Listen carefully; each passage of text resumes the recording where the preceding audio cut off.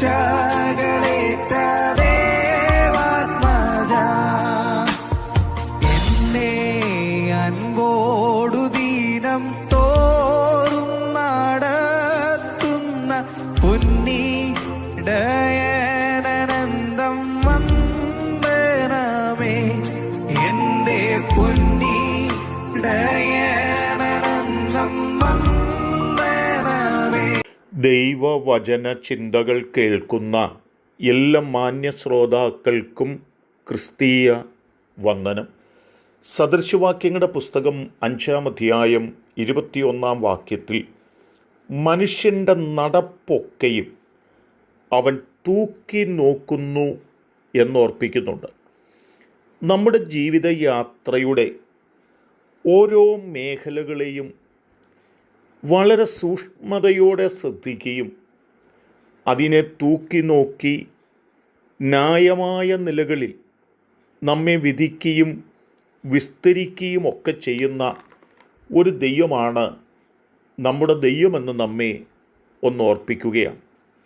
Daniel പ്രവാചകൻ്റെ പുസ്തകം 5-ാം അധ്യായത്തിലേക്ക് നാം കടന്നു വന്നാൽ ബെൽഷേസർ എന്ന് പറയുന്ന ശ്രേഷ്ഠനായ മനുഷ്യൻ തൻ്റെ ജീവിതത്തിനകത്ത് തൻ്റെ പിതാവിൻ്റെ മരണശേഷം അല്ലെങ്കിൽ തൻ്റെ പിതാവ് യഹോവയുടെ ശിക്ഷണ നടപടികളിലൂടെ കടന്നു പോകുമ്പോൾ രാജസിംഹാസനത്തിൽ ഇരിക്കുന്നു, എന്നാൽ തനിക്ക് അധികാരമുള്ളതുകൊണ്ട് തനിക്ക് പദവിയുള്ളതുകൊണ്ട് തന്നെ ചോദ്യം ചെയ്യുവാൻ ഈ ലോകത്ത് ആരും ഇല്ലാത്തതുകൊണ്ട് താൻ യെരൂശലേം ദേവാലയത്തിൽ നിന്ന് തൻ്റെ പിതാവ് എടുത്തുകൊണ്ട് വന്നതായ പൊൻവെള്ളി പാത്രങ്ങളൊക്കെ കൊണ്ടുവന്ന് അതിൽ വീഞ്ഞൊഴിച്ച് കുടിക്കുവാനായിട്ട് പരിശ്രമിക്കുമ്പോൾ യഹോവയായ ദൈവം തന്നോട് ഒരു കാര്യം കൃത്യമായി ഓർപ്പിച്ചു.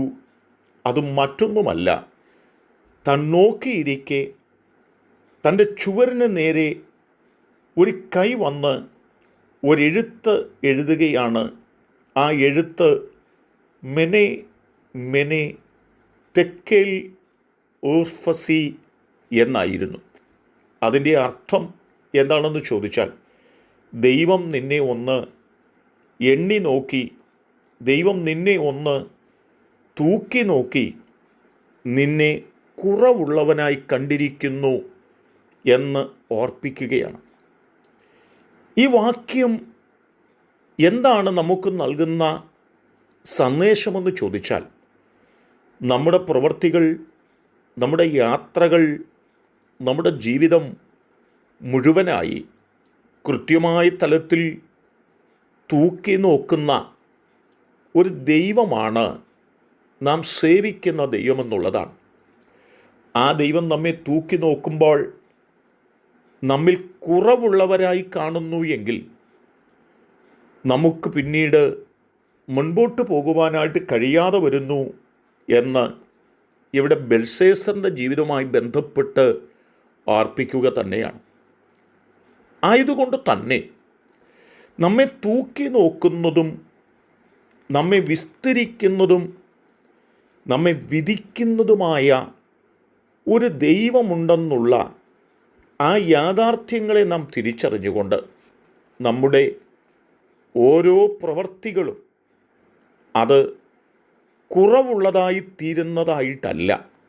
നാം പ്രവർത്തിക്കുന്ന പ്രവൃത്തികൾ ദൈവസന്നിധിയിൽ ഒത്ത തൂക്കത്തിന് എത്തത്തക്ക തലത്തിൽ കുറവുകൾ വരാതെ, വിടവുകൾ വരാതെ, പോരായ്മകൾ വരാതെ ദൈവം ആഗ്രഹിക്കുന്ന നിലയിൽ അത് ചെയ്തെടുക്കുവാൻ നമുക്ക് കഴിയുന്നെങ്കിൽ മാത്രമേ നമ്മെ തൂക്കി നോക്കുന്ന ദൈവത്തിൻ്റെ മുൻപിൽ നമുക്ക് കുറവില്ലാത്തവരായി തീരുവാനും നിലനിൽക്കുവാനും കഴിയുകയുള്ളൂ എന്നാണ് ഈ വാക്യം നമ്മെ ഓർപ്പിക്കുന്നത്.